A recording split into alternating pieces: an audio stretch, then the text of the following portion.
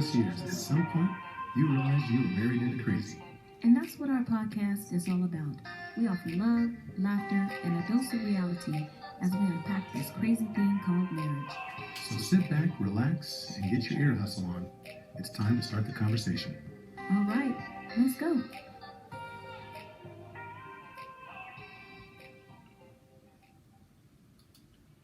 Welcome to episode 102 of the Married into Crazy podcast with Snooks and Lovey. I am Lovey. I am Snooks. And once again, we welcome each and every... Sorry.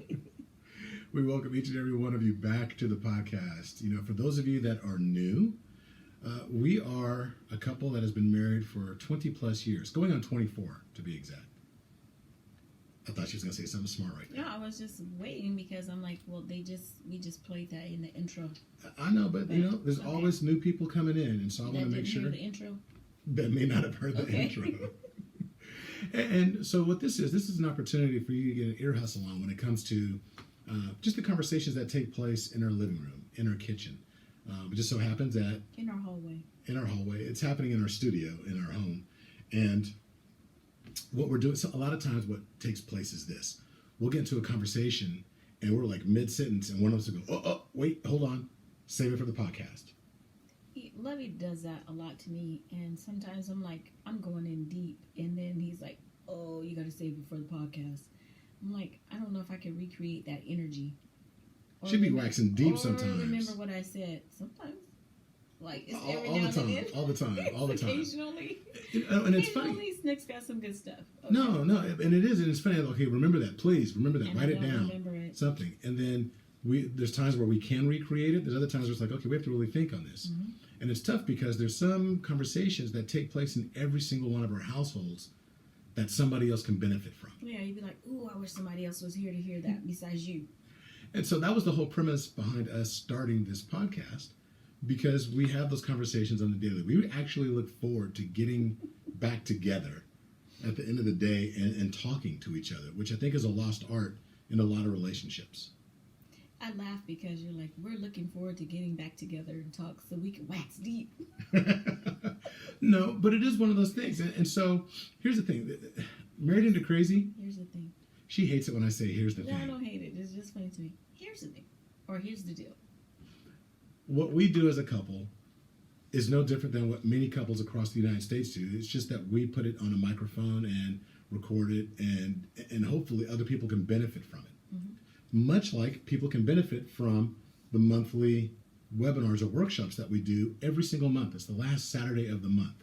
This time it's going to be August 29th, and you can go to our website, marriedintocrazy.com. Click on the little button right there. It says you deserve a 5-star marriage. Or basically, it's just talking about, there's a little button there that talks about how we almost got divorced. But instead of getting divorced, we figured out a way to turn it around and create what we consider to be a 5-star rated marriage. Don't get me wrong. There's bumps, bruises. The prince turns back into a frog occasionally. And she has to re-kiss me so I can come out of that. She casts a spell over me. But we talk about not just what we did, kind of laying the groundwork. There's a free webinar on our site, as well as a self-audit tool that we created that we go into. And that's free as well. You can go there and get that free item and then opt into participating in our live workshop that takes place every single month. But this month, it's going to be a very special one, simply because it's new, it's revamped. We're adding a few things here and there, but it's been international. We've had people from all over the world that have participated, and we're looking forward to it. And it's a great opportunity for you to meet other couples across the United States and now across the world that are in this together with you, so to speak. Yeah. Okay, so before we move forward, I just want to give a quick shout out to Kelsey from Verizon. You know, when you have good service or you get good service, I believe that you should talk about it, because we're very quick to talk about our bad experiences that we've had when we go to a restaurant, or you know, we're at a store, whatever it is. So my phone was messing up and I couldn't text, or there's like a number of keys that were not working, and I was freaking out. And so Lovey, we were kind of talking with Verizon. Then I was like, oh, just forget it. This phone's almost paid off. Let's just get another phone. Then we started looking, and I was like, I don't need all that. I don't need that either. I don't need that, So I just She don't. She don't. I Go just- to our IG or our Facebook, What? and you'll see why she does not need all the extra bells and whistles. What does that have to do with anything? What you talking about? Wow. Was that my outside voice? Yeah, that was your outside voice. Oh, my bad. My All bad. that. But so we talked to like 2 or 3 different people yesterday. 4. And then Lovey talked to someone else again today. And so he was like, you need to come home, make sure you're home right on time because we have a 3:45 appointment, blah, blah, blah, whatever. So I get home. Lovey was not to his satisfaction. So he had to actually end up calling in. And you got Kelsey then? Yes. And I mean, just like, she didn't even, it just was like, oh, okay. So you do da-da-da-da-da, this and that, whatever. Oh, okay, let's look at this. And then at one point she couldn't hear him on the phone. He was like, no. And she was like, I'll just call you back at this number. Sometimes people say, I'll call you back, but they don't call you back. She called back and she was like, yeah, I don't know what happened. Now I got you. I couldn't hear you before, blah, blah, blah. But bottom line is she fixed the phone. She was very professional. She just handled her business, and she was able to do what the other 3 guys. 4. Oh, I'm sorry. No, she was the 5th 4 one. guys could not do. So Kelsey got the job done. I don't have to get a new phone. I'm very happy. I'm satisfied. So I just want to give a shout out to Kelsey At Verizon. Can I tell my story? Tell your story, girl. At Verizon for just helping us out. So And when I say Snakes doesn't do it justice, when there was that glitch where she couldn't hear me anymore, where Kelsey couldn't hear me, and Snakes was saying, I was like, no. You have no idea. yeah, he wasn't saying it very nicely. The gestures, the gyrations, everything I was going through. Because when you get somebody that is really good, and I used to be in customer service. I used to work in a call center many years ago, and I know what it's like to be on the other end of it, and you get these angry individuals. And I was not the most pleasant person when the conversation started. She tried to actually sell us a service, and I was like, I'm not hearing you. I'm like, why would I buy a service that I absolutely can't stand? I can't get service. Right now. I pretty much said that. I said, I'm irritated with the level of service or lack thereof that I'm receiving right now. So why would I purchase a program that's going to subject me to more of this irritation? Oh my gosh. I was sitting on the stairs and I was like, ay. Kelsey was She's like, cool I understand. as ice. She was like, okay, I understand. I get it, And she was so laid back. And when it was all said and done, did we buy that from her? Yeah. Yes, we did. Chloe's like, okay, so you fixed it. Okay, so what was you talking about? And so she's told us about the promotion or whatever it was that they were offering, and Kelsey we was ended up bomb. get it. So yeah, she was very, very, very good. If Kelsey, if you're listening, shout out to you. And if anyone has a problem on Verizon, ask for Kelsey. Ask for Kelsey, for real. And so, okay, look, that's a great segue. This is why great feedback. There was no way to really give feedback directly to the company for her, but that's not the case with Married Into Crazy. One of the ways that you can give us feedback and let us know how we're doing, if there's ideas that you have, if you want to want to talk about something that we had mentioned on the podcast, you can always text us directly at 918-351-2799. That is our 351-2799. That is our Married Into Crazy Iron Tribe text community. That we always talk about being part of an iron tribe, just like Proverbs 27:17 says. As iron sharpens iron, we say that as iron sharpens iron, so should couples sharpen each other. And this is a way for us to build that iron tribe community, so that way we're being held accountable. We're being transparent. Reach out to us, text us, let us know how we're doing. Text us some ideas, that maybe some things that you're going through. It is a direct line to us. And we have people out there that have texted us from places like Utah and Texas and Arkansas. And they're throwing stuff out to us. And we are going to incorporate it. It's a beautiful thing. So please, and it costs you absolutely nothing. But it's a way that we can continue to enrich the entire community that's listening right now. And so the last thing we're going to ask you to do, call to action. Dun, dun, dun. Put 5 on it. Put 5 on it. So if you could, go to Apple Podcasts and if you listen to us on Apple Podcasts, and go and give us a rating. Give us that 5-star rating, whatever it is you think we deserve. 5 stars. But leave that rating, and if you would, leave a comment. We always appreciate what people are saying, because again, the more you do that, it increases the discoverability. And it's not about getting famous or whatever. What it is, but when we say getting discoverability, that rises it up to where it is more discoverable by other couples that are looking to have this conversation that you and us, what we're having right now. So please go ahead and do that so that way they can also participate in the #1 podcast for couples, that Married into Crazy. That's right. So speaking of Married into Crazy, if you're looking at our YouTube version of this that is going to be posted. You'll realize that Lovey has all the good light and I don't have. She lying. Lovey. She lying. Last time I was looking all robotic. No. I'm looking at the thing and I'm like, he looks nice and crisp. I'm like almost in the shade. I'm really. crisp. She's saying that because I'm almost in the shade. I'm I almost like, feel like it's like a light skin joke. Okay. Like he looking all nice and crisp. Wow, Is that new for light skin? Really? No, Is that- that means you have the better light. And he put the light. He was like, no, the light needs to go closer because last time, whatever he was saying. She know I'm bright, and I was fading in and out of the. I was like blending into the. So you ever if seen that you're meme? bright, then why is the light flashing directly on you? Have you seen the meme where there's a thing where Homer Simpson starts to back up and fades into the hedges? That's what I kept looking like last week. My head kept disappearing. What? It kept disappearing. So that's why. Disappearing? Disappearing. I don't know what it is. It's like I don't even know. I can't even fake that one. I don't know what I was saying. But okay, but one thing that the reason why I'm dressed the way I'm dressed, like I was looking funky earlier because we started 75 hard. If they're on YouTube, a little tiny bit of your t-shirt. I'm looking. Anyway, so when Snooks came home, I was drenched in sweat the whole 9 yards. I didn't get my workout in this morning, so we are doing 75 hard. She said, "I'm doing 75 hard." I'm doing it too. She doing it. She's just doing 75. She's not doing it so hard. So I'm sticking to it. You're gonna be walking by yourself tonight. It's this mental toughness program that was developed by Andy Frisella, and I have a lot of friends that are doing it. And I've been watching over the course of the last 2 years. Shout out to Gustavo and Eli because they have been the kings of 75 hard. Gustavo first introduced it to me probably almost 2 years ago, and I was like, nah, I'm not doing that. You're crazy. And as a matter of fact, a bunch of us sat back and watched Gustavo, and we're like, yeah, he's crazy. There's no way we're doing that. Then Eli picked up the mantle this past year, and he went in, and then people started like, oh, I'm going to do it. And people started talking about it more and more and more. And then Snooks and I were like, you know what? We need to lose this COVID. You know, they say COVID-15. I'll gain more than 15 during this COVID season. So I was like, you know, we need to do something. And it's not just about the weight, but you can go online. I'm not going to go deep into it, but 75 hard requires 2 workouts a day, 45 minutes. One has to be outdoors. Then there's also no alcohol. You have to drink a gallon of water a day.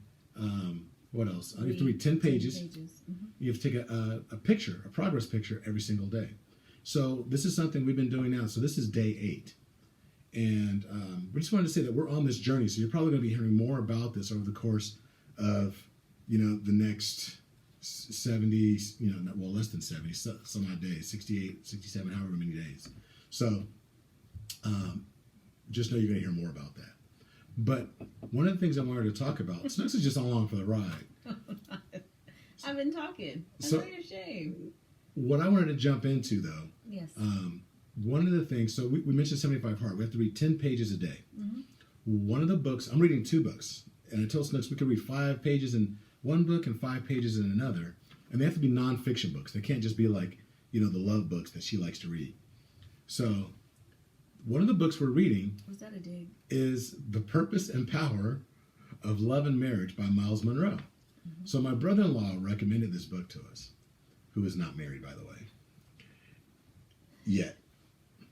So one of the things that I should say again, I was going to put a dig on him. Really? I love my brother-in-law, but he's good. You know what? He is so deep when it comes to spiritual awakening, and he's getting his master's in divinity. No, he has his master's. He got his master's in divinity. But he recommended this book, and it's really good. And so this is one of the books that we're reading at night. And part of the conversation that I wanted us to have was on chapter 3. It talks about why get married anyway. Why did I get married? No, it says not why did you get married. It says why get married anyway. No, I'm just saying the movie. And the cool thing about this particular chapter is it talks about the 10 unhealthy reasons to get married. Then it talks about the 10 healthy reasons to get married.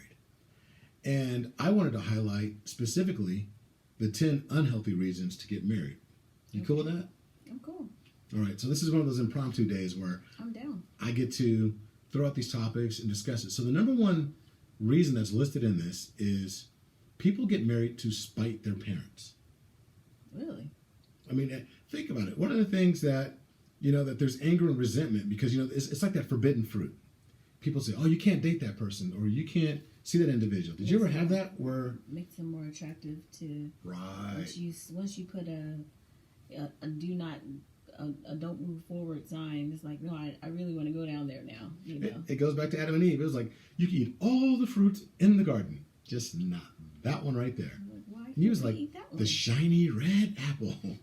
And they made it shiny red too. Right? And so it's one of those things where it happens in relationships. I know for a fact that as I was growing up, every time you told me you can't date that girl, it became my goal that at some point to have to climb out that girl's window. I'm going to date that girl. Mm-hmm. Yeah, and so and it was one of those things. Once you dangle something, say, "Oh, you can't have this," you want it. And so some people actually get married because there was that relationship that their siblings or their parents, more specifically their parents, did not, agree with. Culture-wise, religion, what have you, or race. It comes up all the time.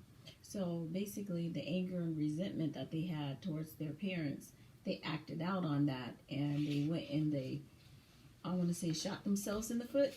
Because sometimes, you do something to spite someone else. It's almost like cutting off your nose to spite your own face. Mm-hmm. I'm going to do something because I'm going to prove a point that I'm going to blah, blah, blah. And then you walk into the dungeon because the outside of the dungeon is dressed up nice, but it's not, the dragon is really deep down in there. And so now you're stuck in a situation where you're like, oh my God, why did I do this?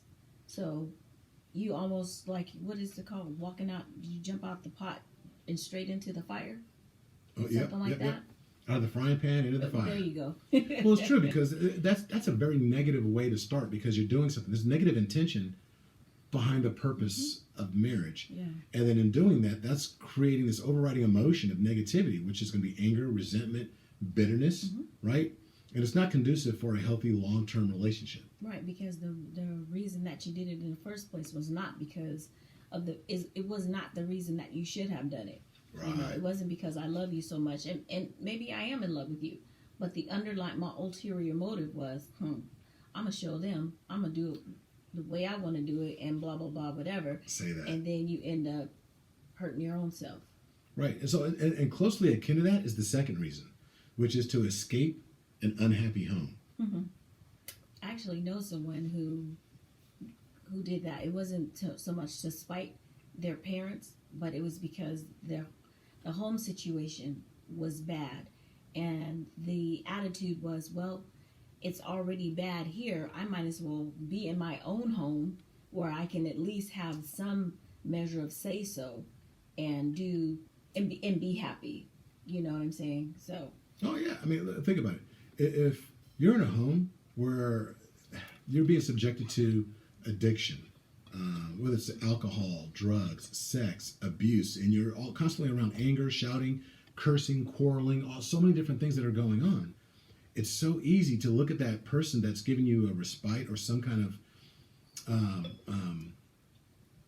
escape, if you will, from all that, the person you run to, right. And you think, okay, well, I just need to go ahead and get married. Let's just get married so I can run away from all of this, and you can be my knight in shining armor, or my damsel in distress, and whatever.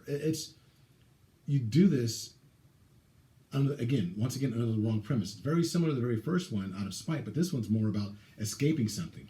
When I used to be a headhunter, one of the things we used to look for in our candidates was to find out when we got a really good candidate, the very first thing we wanted to find out is, are you running away from something or are you running to something? Mm-hmm. And if you're running to a job because it sounds so amazing and it aligns with what you're trying to accomplish, then okay, the answer is yes, you're going to be a great candidate. But if you're somebody that's running from something, had a bad manager, I don't like my colleagues, then we always knew that, okay, this is going to end ugly. Right. The same thing, because the same thing's going to happen at the next job. Right. Right? And same thing in a relationship. If you're running from something, not saying it's all about you and why you're causing that or you're having something to contribute to that situation, but the moment you're running from something, it's never going to be a good situation, because what you're looking for in search of, they say the grass isn't greener. isn't always greener. Right. And it's not.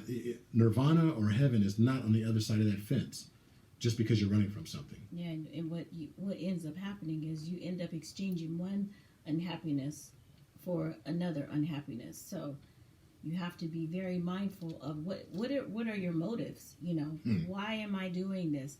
And I like to think about or ask the question. So I understand about the household and the home, but is there not another way that you can escape? Is there not a different route that you can go? Can you not find a roommate? Can you not find, you know what I mean? Right. Someone to stay with? I don't know. And not judging at all, because I've not been in those shoes to where I'm going to get married because I'm trying to escape from something.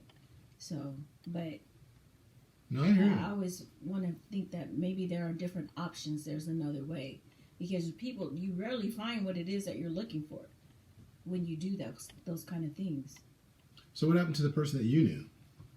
Oh, they got divorced. It goes down that path. They got divorced. Well, then, okay, so number The 3. marriage didn't actually last very long anyway. Really? So, I mean, and I'm like, was that, like you said, the escape route? Was that just your means to an end to just get out of there so you can get out? And then, I'm free, so now I can... I can start my life the way I want to start my life because I had to get out of there. You're looking at marriage like Cinque was looking at, Give us free. Give us free, trying to get away from, the captors. Yeah. Another thing that people did, number 3 on the list was people get married. This, again, we're going over the 10 reasons to not get married. And number 3 was having a negative self-image. Some people have a tendency to not think very highly of themselves, and they feel like this other person makes them feel better about themselves. That they build them up. And if both people coming into the marriage have a self-image issue, we'll call it a problem or something along those lines, they're going to be really in for a rough time, because a healthy marriage is supposed to bring two individuals that are whole individuals, not two halves. That's right.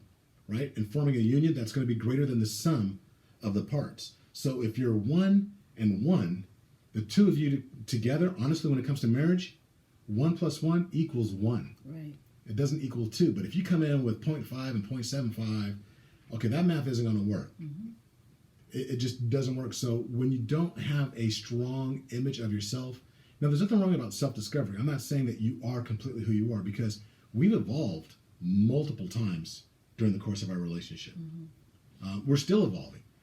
I know that at 60, I'm not going to be the same individual that I was at 52, that I was at 45. We're getting better each time, I hope. And that's the goal, right? And I'm sure there's I revert from time to time, into my Neanderthal-nish, whatever. And the thing that we have to be very cognitive of, or very conscious of, is that we're not looking for somebody else to complete us. That's right. That's not what marriage is supposed to be. That's right. A half a man will never be a whole man because he married a half a woman. And a half a woman will never be a whole woman because she married a half a man. And even if you marry, a whole person, so to speak, if they got their act together, but you have this negative self-image and you're not complete yourself, and at least knowing who you are, knowing what you're about. And again, it may not be a full up to that point, because like I said, we do evolve, we do get better, we do get stronger. Right. But if you're looking for somebody else to complete you, it's going to end up negatively, because you're going to find that no one can complete you except Christ. That's right. Except Christ. And I'm not going to go deep, but it's one of those things that hole that you fill inside yourself, people have a tendency to try and fill it with drugs. They fill it with sex. They fill it with gambling. They fill it with shopping. They fill it with so many different things. When more times than not, and I know this is only true for myself, and I can speak for myself and the people I've spoken to, that when you form a relationship with that greater being than yourself, that's when that hole begins to disappear. And it's not a person. It's not a woman. It's not a man. It's not, Dooney and Burke. It's not It's not these things, the bag or the car. It's, when you find that wholeness, then you can truly contribute to that other individual. Yeah, and let me just say this too, like kind of what you said about us evolving. If you marry someone, say I'm the half and you're the whole. If I marry you, and I don't evolve, that difference is going to create a problem, because I'm always going to be wondering, oh, am I good enough? Am I good enough? Am I good enough? And then you're at some point going to be like, okay, I'm tired of having to keep reassuring you that you're good enough, that you're good enough. You know what I'm saying? Oh yeah. And then that in itself will create a problem. And you could be like, I need to be with someone who knows that what they bring to the table. I need to be with someone who knows that they're deserving, or they're whatever. I don't need a pet. Like, Always need to be stroked. Yeah, exactly. Come here so I can rub your belly. Though she does like that. So number 4 on the list is marrying on the rebound. And I find this one really interesting. There was a story I heard in a podcast the other day. I was listening to Lewis Howe and the School of Greatness, and he was interviewing this cardiologist. And at the very end, it's a very touching story about how this cardiologist talked about how the relationship that he was really into in college, all that, didn't work out because he went off to med school and he had to go separate ways. But he had been with this woman a while, all throughout college. And when they decided they weren't going to get married, just for whatever reason, you have to listen to the podcast, 6 weeks later, he was engaged to another person and got married, and was married for 20 years. And he had made a comment about how he married on the rebound, and it was never a happy union. It was something that just never quite, something that just wasn't quite right. They were married for 20 years, and then he got divorced. And his first love, and he refound each other. And then now they've been married for 25 years. And it was, a thing about maturity, but it really struck out to me because I was reading this particular chapter at the time that I heard that podcast last week.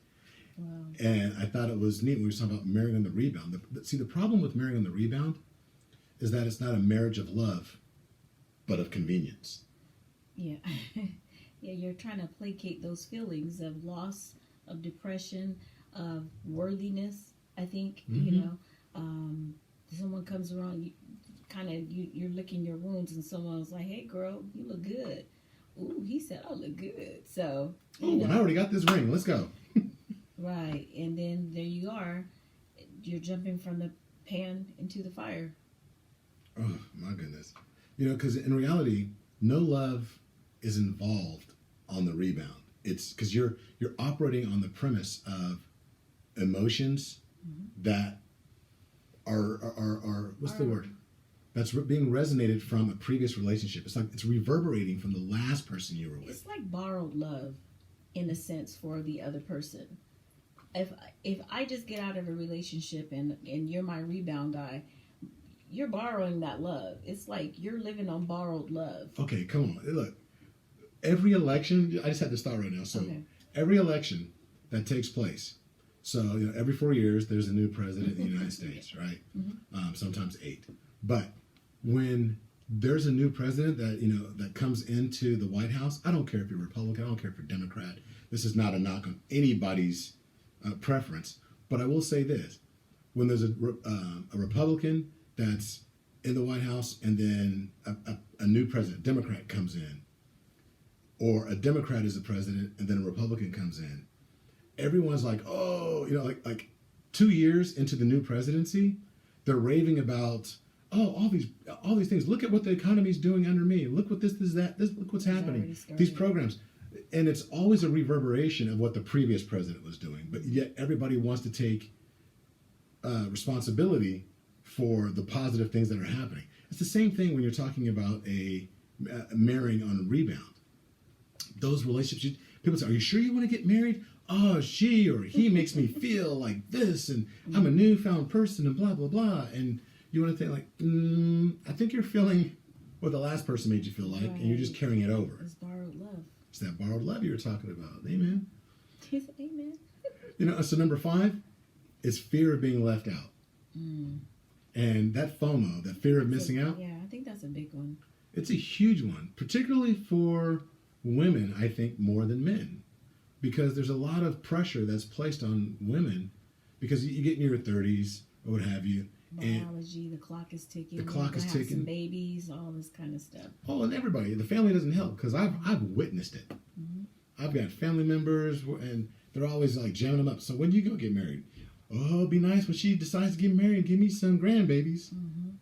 That's You know, true. it happens to men as well, but it just seems like there's much more pressure placed on women. So then you end up accepting somebody less than, your particular standard. Well, let me say this too, though, and this is just obviously my personal opinion.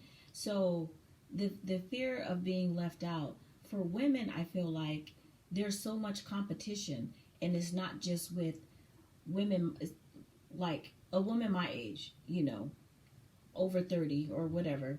And now you got the younger girls that are trying to compete for the sugar daddies and stuff like that. So the older dudes, depending on what they're looking at or what it is that they want, they might want the younger girl. That leaves me out because I'm older now. I'm wiser. I'm mature, and now I'm like, dang. So I better swoop up who I can.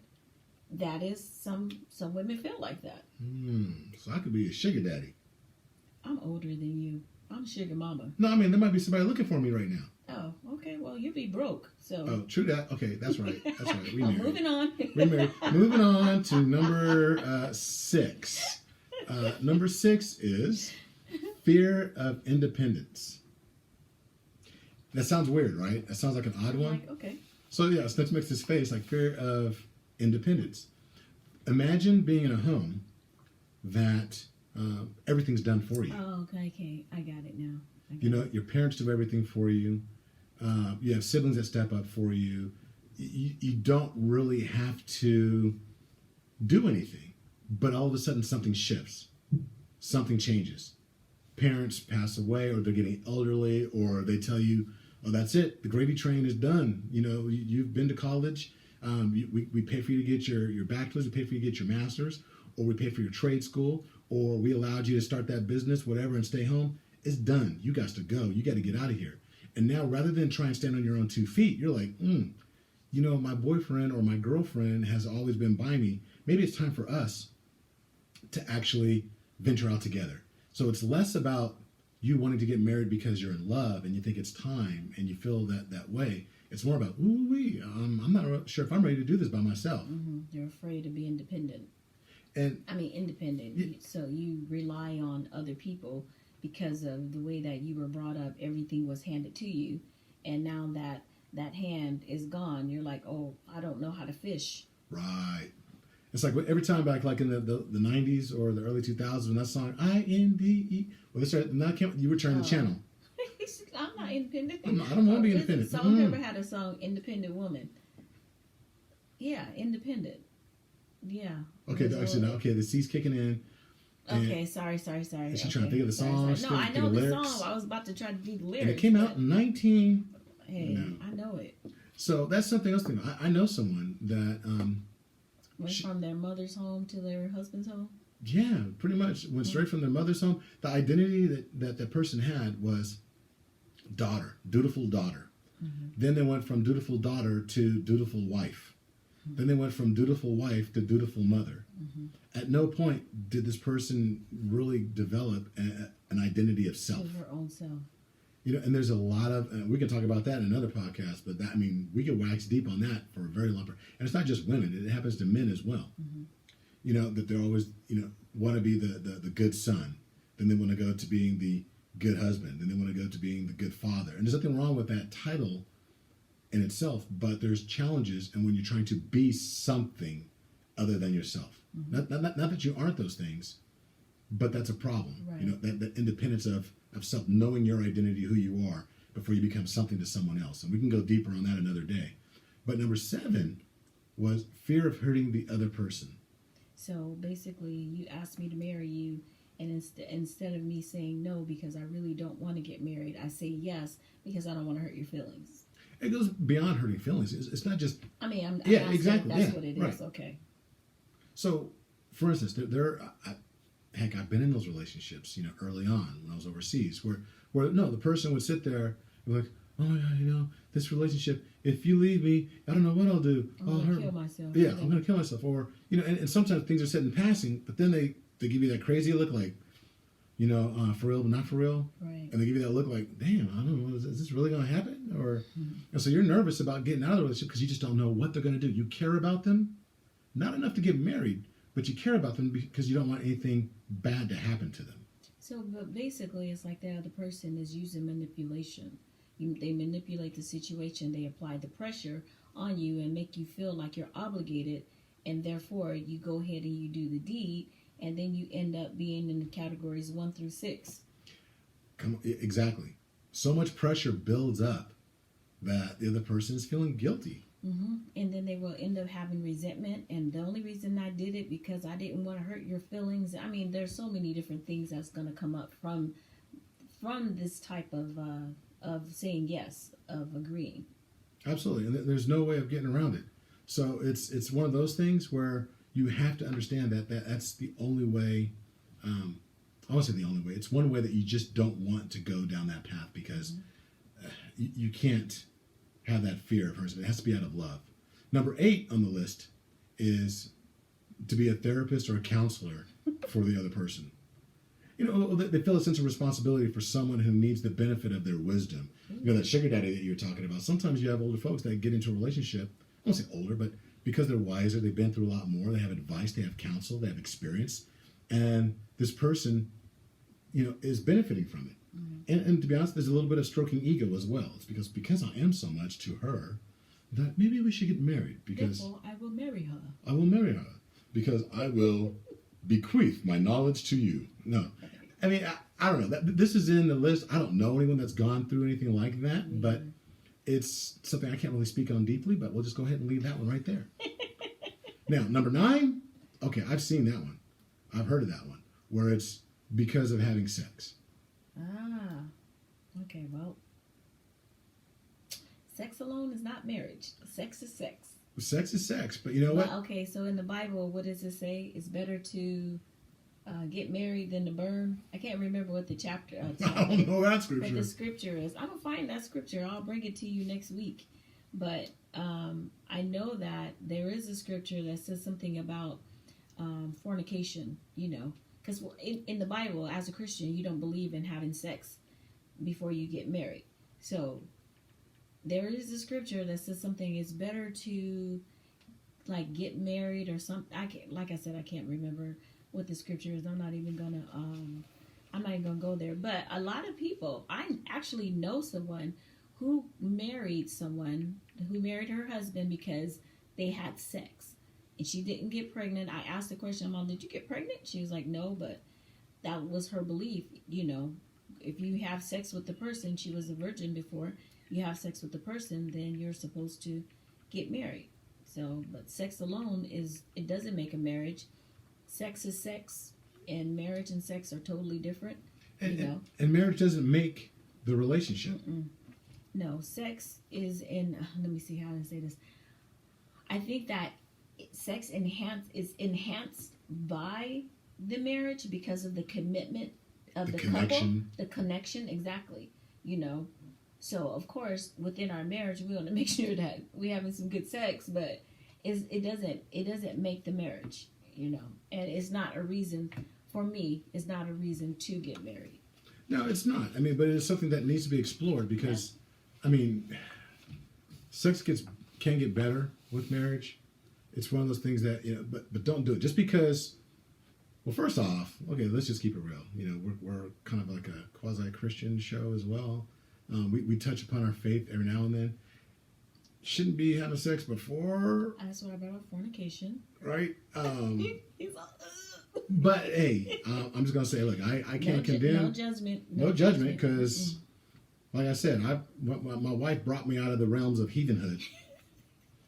Instead of Robin Hood, I was heathenhood. Heathenhood. Okay, that's so funny. Oh, that should be a movie. Heathenhood. Heathenhood, because that man. Hey, look, when I was overseas, it was Heathenhood and his band of merry men. It'd be on after 11 p.m. Hey, like Showtime After Dark, or HBO After Dark. I don't know which one it is. Heathenhood. There's a pack of women over there. and Robin of Locksley and So silly. me and my merry band of men were okay, Ernie. bouncing from club to The club. Round Knights. Okay, anyway, it's a whole other story. Knights of the Yes. Round Table. Yeah. All right, so number 10. Okay, and this is a big one, and it still exists, and we see it so often. And unfortunately, I've seen the ramifications of it time and time again, where it just never went well. And that's because of a pregnancy. People get married because you got Girl pregnant. Mm-hmm. Unfortunately, we've seen that's something I avoided. I've never believed in people getting married just because there's a baby. Right. I know you're going to talk some more. There was a pregnant pause right there. Well, because Go we ahead. know someone, we know several people. I know several people that have that jumped the broom basically because they were pregnant. And when they told me their story, they talked about the fact that, and I was like, why did you get married then? Well, because I was pregnant, and I was like, okay. I mean, Yeah, when they lead with that, people have babies and they still go on to live lives, and you still can have a life outside of, because you're a single mother. Now, a couple of the people that I've talked to and told me their stories, they were older, so at that time that was something that was frowned upon. I was like, well, so was premarital sex, obviously, but you still indulged in that. But it was a different way of life, and so they got pregnant, they got married, and at the end of the day, were they happy that they got married? Yeah, they said that they were happy that they got married. In hindsight, they wish they would not have gotten married, though. So I'm just like, wow. I mean, so you were happy because you settled, and you settled because this situation happened. So I said, well, had you not gotten pregnant, do you think you would have married this person? Probably not. So that to me speaks volumes. there's a lot of unhappiness that's out there. And I know people they ended up getting divorced because down the road they were never happy. They were getting married because there was family pressure. It's like, oh, you got my daughter married, so what you gonna do now? You got to make her an honest woman. You got to be an honest man and step up. You got to, and there was one relationship where the phrase "step up" came up time and time again. Well, I got her pregnant, so I got to step up and be a man. And being a man is taking care of your child.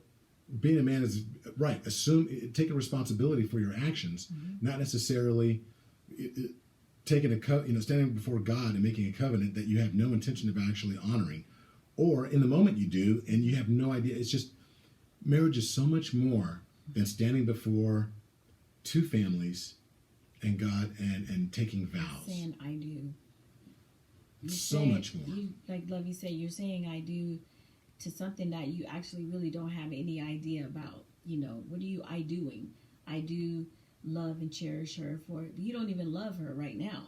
You love the idea of the family, maybe. You love the baby, but do you really love her? Because the first thing you said was, I'm marrying her because I got her pregnant. Or I'm marrying him because I got pregnant. Not, I'm going to get married because I love this person and coincidentally, I'm pregnant. The initial reason behind the behind the marriage was the pregnancy. That's not a way to start that out. And there are, like I said, no judgment ever, never any judgment. But time and time again, we've seen relationships that end very badly because I decided that, they decided to get married for the sake of the child. No, it's not for the sake of the child. The sake of the child is you and him co-parenting in a good way.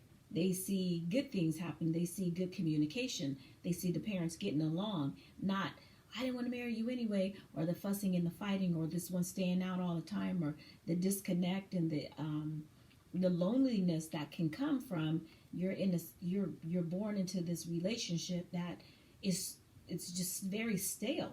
So what are you showing your child? Where's the warmth? Because 9 out of 10, the child is going to mimic what they see at home.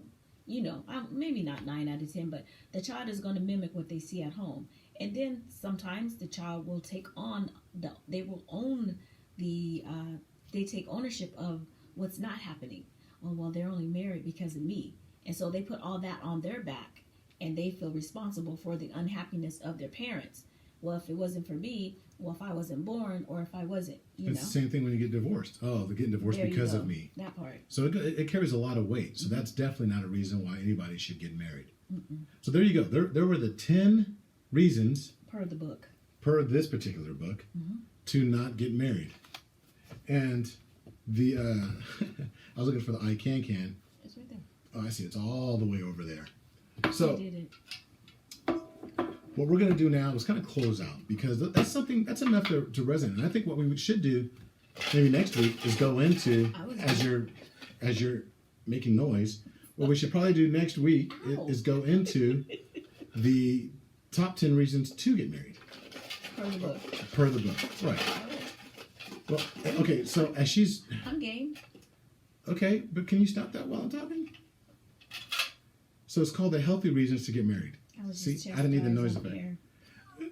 Well, I'm trying to talk and she's making all this noise. So what we're going to do now is we're going to give you 2 for the road. We always go to the I can for couples at the very end of our podcast. After we do this, we're going to observe 8 minutes and 46 seconds of silence. We always do that so that way people can reflect and think about how you can be a better citizen, somebody that you can contribute better to your community to make it a better place. We do this, of course, because of all the social, well, I'll say all, because of the social justice movement that's taken place in the United States. There's a lot of individuals that just are not getting, including ourselves, because I've been victim to it, Snooks has been victim to it, a lot of my family members have, that have not had the full extent of the Constitution extended to us at all times. And so our way of giving back to social justice from in the podcast land is by observing 8 minutes and 46 seconds of silence at the end of every podcast for the remainder of the year. Yes. But before we go there, Mine says, this is our 2 for the road, sorry. Mine says, I can hold my partner's hand in public. That's easy. I do it all the time. she does it all the time, even when I don't want to. No, Wow. No, Okay. we always hold hands. Mine says, So mean. I can massage my partner's feet. About time. She's been due. She's overdue. Way over. Okay, but you have to admit, there's times where I offered to Oh, yeah. massage your feet. Say, I don't got no Myra. She ain't got no Myra. Who remembers that? I don't know. So if you don't, look, text us. If you don't know who Myra is, text us. Be like, just who's Myra? Myra from Martin. Do you know? Drop a microphone emoji in your text and say, who is Myra? And then we'll touch upon that if anybody actually texts us. Or say, you know who Myra is. Yep, but put that microphone emoji Yeah, in put there that so we know. microphone. Hi, So- Myra. Without further ado, what we'd like to do is, until the next time, well, before I even go there, we want to thank you for joining the #1 podcast for couples that married into crazy. Yeah. And until the next time, be blessed. Bye-bye.